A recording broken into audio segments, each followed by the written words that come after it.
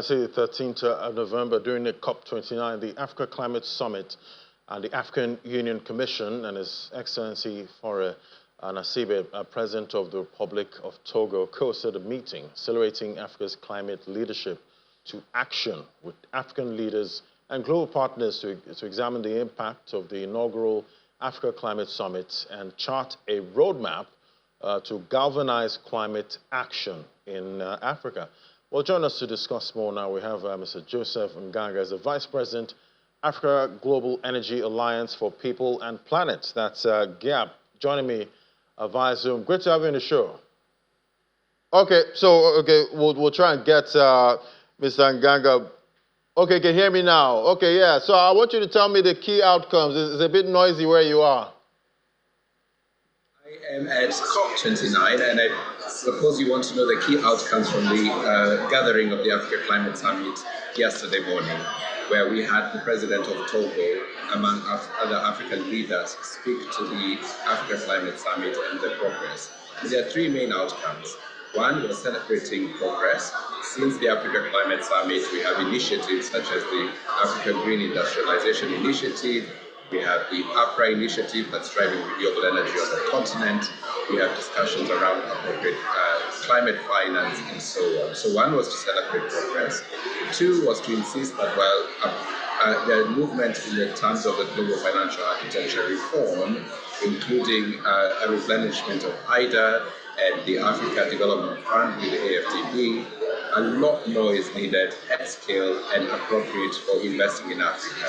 And three was a reiteration of the commitment by the continent to drive Africa and the world in terms of solutions on the climate agenda through the resources we have, and a clear demand that the appropriate financing and technology must accompany our contributions for us to be able to provide solutions to the world and to ourselves.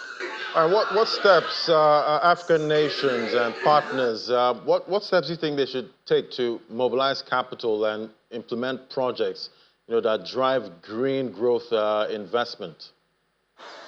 I think number one, of course, is policies and regulations. Our countries, our governments must come together and determine what are the priorities in terms of investment and make the right policies and regulations that support large-scale investment. Number two, the global financial architecture reform must allow for large-scale, affordable financing to turn what we have today, which is raw materials in the ground, such as iron ore and aluminum, our huge young population, our nature assets, into usable equipment and assets for the climate solution. So number two is appropriate finance to drive unlocking of the solutions.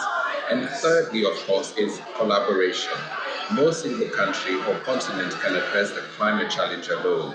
We must work together, each pulling on their strengths, to ensure that we are solving the climate challenge.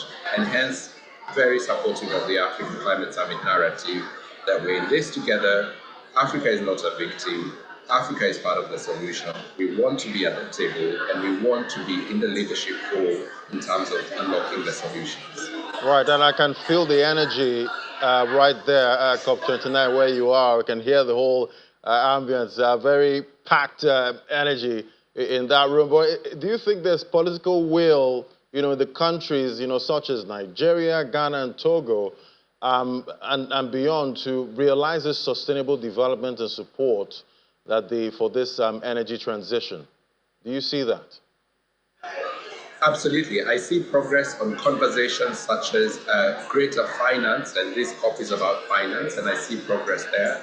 I see progress on the technology side. There will be announcements about a commitment to 1.5 gigawatts of battery energy storage, which is critical to countries like Nigeria, where the grid is relatively unstable. And so having appropriate battery energy storage ensures that you have stability in the grid. As you know, Nigeria had its sixth grid collapse in October this year, and that means that we need technical solutions that help us address our infrastructure challenges, and the commitment to battery energy storage at scale is another example of what we are seeing being discussed at the COP. So overall, important discussions being had, but we need to be a lot clearer as Africans on what is important to us and stick to our guns so that we're able to meet the challenges that are uniquely African. All right, thank you so much. It's great having you, Mr. Joseph Nganga, Vice President, Africa Global Energy Alliance for People and Planet. It was great having your perspective, and I can feel that room really charged. Thank you so much.